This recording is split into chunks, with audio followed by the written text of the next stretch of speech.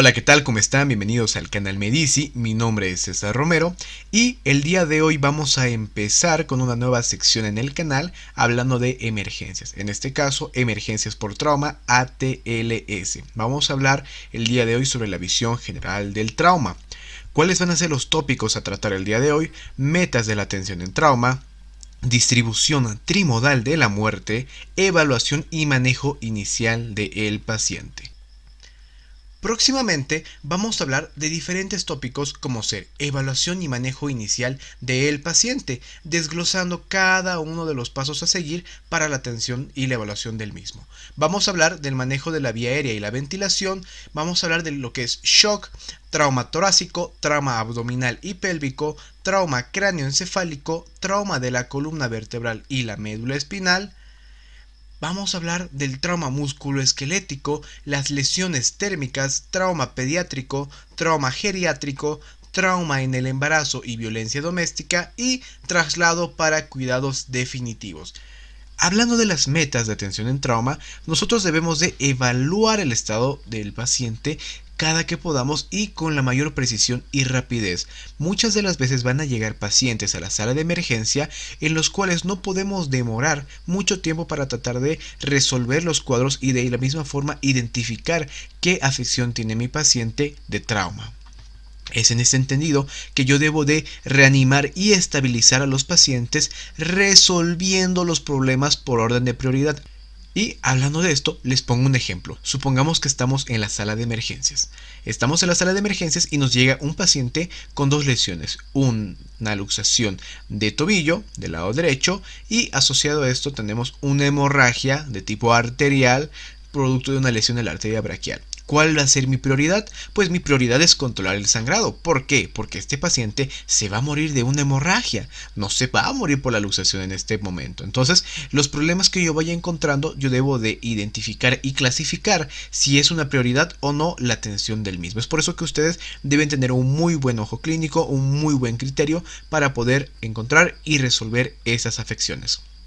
Nosotros también vamos a determinar si las necesidades de un paciente exceden los recursos del hospital o las capacidades del médico. ¿Esto qué me quiere decir? Si yo en algún punto tengo un paciente politraumatizado y yo me encuentro en un centro de salud de primer nivel, de segundo nivel, uno que no tenga los implementos necesarios para poder darle un óptimo tratamiento a este paciente, pues ¿qué es lo que yo debo de hacer? Debo de evaluar la situación y a lo mejor transferir a este paciente, llevarlo a otro centro hospitalario que pueda cumplir con las necesidades de este paciente. De igual forma, si yo como personal médico no tengo las capacidades necesarias para poder resolver este cuadro, debo de llevar al hospital donde se pueda atender a este paciente. Obviamente primero lo vamos a estabilizar a este paciente. Entonces debemos de hacer los arreglos necesarios para el traslado inter o intrahospitalario del paciente. ¿Qué quiere decir esto? En algunas situaciones yo debo llevar de un hospital a otro hospital, o en otros contextos yo lo voy a llevar del hospital donde yo me encuentro, a lo mejor de la sala de urgencias a la sala de cirugía, porque el paciente probablemente necesite una cirugía de emergencia. Entonces yo debo de hacer los arreglos necesarios y la logística necesaria para el traslado de mi paciente de un punto a otro. Y yo debo de asegurarme de que se preste el cuidado óptimo y que éste no se deteriore en ningún momento durante los procesos de evaluación, reanimación o traslado de este paciente. Hablando de la distribución trimodal de la muerte, ese es un punto muy importante porque nosotros vamos a referirnos a que la muerte puede estar como consecuencia de lesiones que van a ocurrir en estos tres picos. Vamos a hablar de tres picos y si nosotros hablamos un poquito de porcentajes, vamos a identificar que el mayor porcentaje de lesiones que puedan derivar en la muerte van a ser un 23% los accidentes de tránsito, tenemos lo que sería un 15% el suicidio, 11% los homicidios, tenemos un 8% en las caídas, un 7% en el ahogamiento, en el envenenamiento y en los incendios tenemos un 6%, en las guerras un 3% y asociado a eso tenemos un 21% de muertes de causa desconocida en nuestros pacientes. Hablando del primer pico de la distribución trimodal de la muerte, este primer pico se va a caracterizar porque va a ocurrir a escasos segundos o minutos de la lesión. Estamos hablando de estas situaciones, las muertes inmediatas. Entonces son pacientes que a lo mejor tienen alguna consecuencia, por ejemplo una ruptura cardíaca, aórtica, lesiones en grandes vasos, se puede deber a la apnea que se puede generar por múltiples factores. Entonces estos pacientes van a morir en segundos o minutos. Puede llegar el servicio prehospitalario y ya puede llegar a ser tarde, o en su defecto en el traslado desde la calle hasta el hospital puede tener ya lesiones incompatibles con la vida que deriven en la muerte de estos pacientes. Muy pocos de esos pacientes pueden sobrevivir y únicamente la prevención puede reducir este pico de muertes. Y aquí vamos a hablar de un punto muy importante. Nosotros nos hemos acostumbrado como personal sanitario a ser muy reactivos, investigar. Y mi paciente tiene esto y le hago esto, pues yo le voy a resolver de esta manera. Pero si se dan cuenta, lo primordial sería la prevención. Debemos de prevenir que mi paciente tenga estas lesiones. ¿Y cómo? Con campañas de concientización, a lo mejor con hablar con nuestros propios familiares, explicarles: si tú vas a ingerir bebidas alcohólicas, no manejes; si tú estás manejando motocicleta, usa el casco, usa equipos de protección para prevenir estas lesiones que pueden derivar en la muerte. Cuando ya nosotros hablamos de un segundo pico, este segundo pico de muertes va a ocurrir dentro de los primeros minutos o varias horas después de sufrir la lesión. Entonces tenemos un lapso de tiempo un poco más amplio.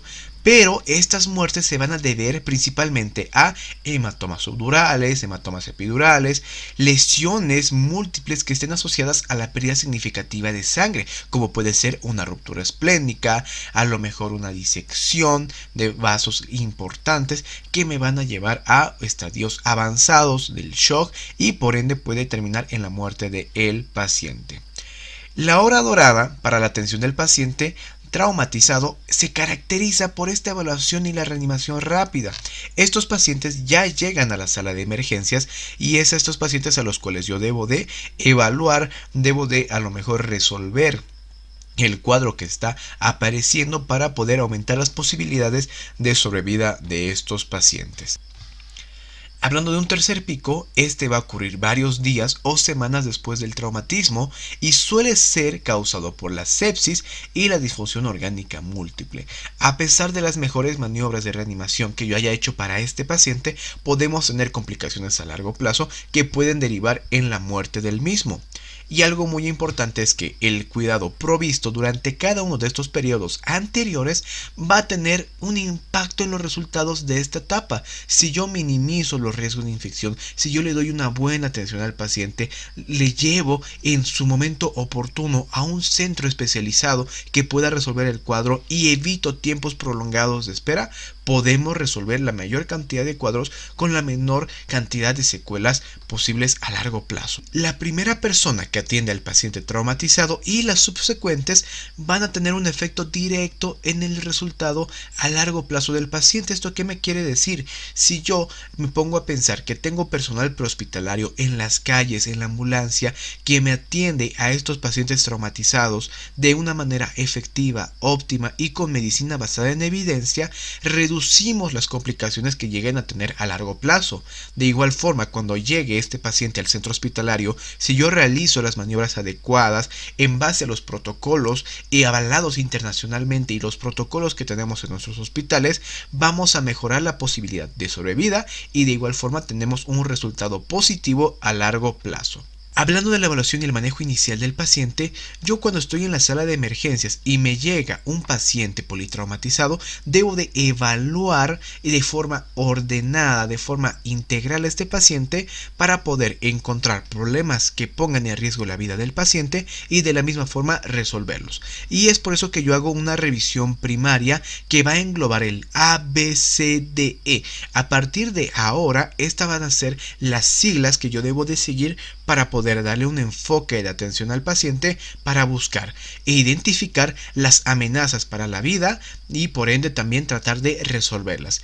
La A de este acrónimo me quiere decir airway, vía aérea, y también asociamos a esta el control cervical. Entonces, vía aérea y control cervical.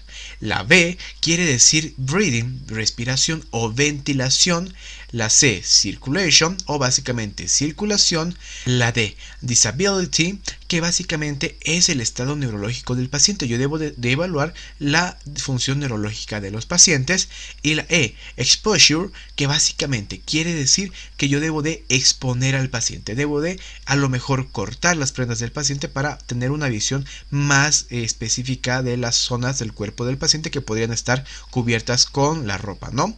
Y esta asociada tiene que estar con el control de la hipotermia, que vamos a ver más adelante. En este momento vamos a empezar a desglosar cada una de estas letras a grandes rasgos para nosotros tener una visión global de lo que conlleva la evaluación primaria.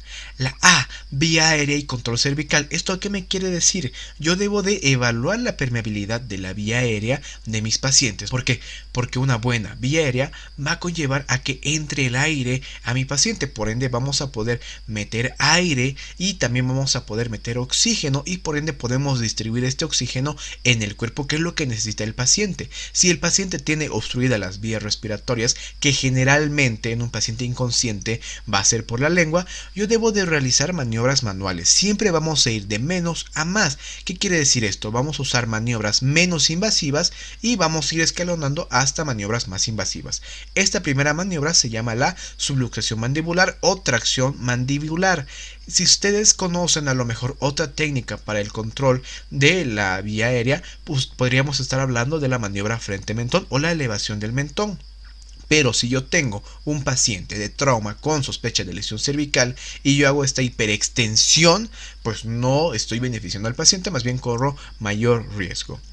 Ya nosotros también podemos hablar de lo que van a ser los dispositivos de manejo de la vía aérea, en este caso dispositivos supraglóticos, como pueden ser las cánulas nasofaringias, que este tipo de dispositivos yo lo puedo aplicar en un paciente consciente sin ningún problema para mantener permeable esta vía aérea.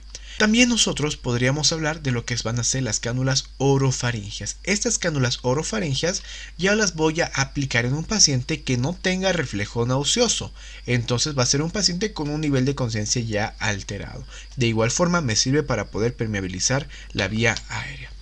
Puedo ir a maniobras más invasivas, puedo hacer un manejo avanzado de la vía aérea, un manejo definitivo con dispositivos como el tubo endotraqueal, que esto va a depender de la habilidad que tenga el personal que está atendiendo al paciente.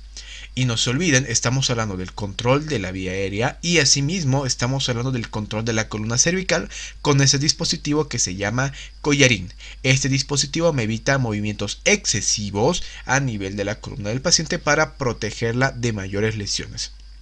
Esto es a grandes rasgos en la A. En la B vamos a hablar básicamente de la respiración o la ventilación. En este entendido yo voy a hacer maniobras semiológicas para evaluar a este paciente. Vamos a hacer la inspección, la palpación, la auscultación y en algunos casos la percusión en el tórax del paciente para buscar lesiones asociadas que comprometan la mecánica ventilatoria. Asociado a esto, yo debo de evaluar cómo está la oxigenación del paciente con el pulso oxímetro, o en algunos países también se le denomina oxímetro de pulso. Acá yo ya puedo empezar a conectar al monitor a mi paciente para tener parámetros de los signos vitales de forma más rápida. En la circulación yo me voy a preocupar de que mi paciente esté hemodinámicamente estable o si tenemos alguna afección a nivel hemodinámico. ¿Qué quiere decir esto? Vamos a nosotros buscar signos de shock en el paciente con la presencia de pulsos distales. Si yo tengo ausencia de pulsos distales, ya puedo estar sospechando que la presión arterial está disminuida. De igual forma, si yo tengo hemorragias presentes en el paciente, debo de controlar este tipo de hemorragias. Y asociado a esto debo de darle una reposición de líquidos al paciente en caso de que sea necesario, ya con soluciones cristaloides o en el estadio en el que nos encontremos podríamos pensar en una transfusión sanguínea. Hablando de la parte neurológica, la evaluación neurológica del paciente, debo realizar la escala de coma de Glasgow en nuestros pacientes, que es un pilar muy importante para yo ver cómo está este paciente a nivel neurológico y si tenemos alguna alteración. Recordar que la escala de coma de Glasgow mide la respuesta ocular, la respuesta verbal y la respuesta motora de nuestros pacientes. Asociado a esto, yo debo de realizar un examen del reflejo pupilar para ver si tenemos pupilas fotorreactivas o en su defecto si tenemos alguna anormalidad con estas.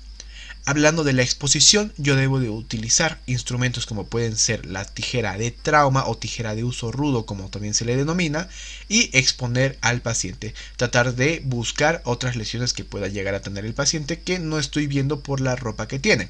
Obviamente hay que cuidar el pudor del paciente en caso de ser necesario y asociado a esto el control de la hipotermia. Abrigar a este paciente que está sufriendo las lesiones porque recordarles que la hipotermia también nos genera complicaciones a largo plazo.